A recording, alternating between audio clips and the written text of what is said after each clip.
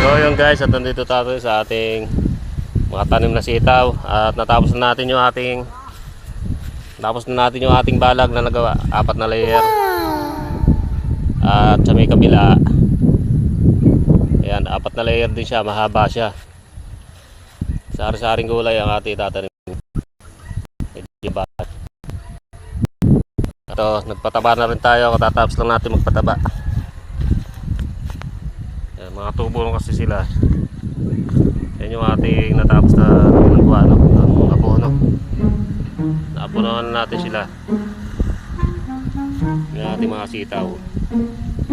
Makakagapang na sila. Ayan.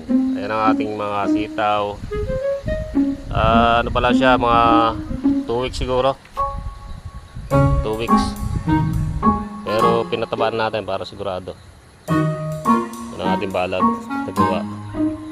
Dito siya gagapang.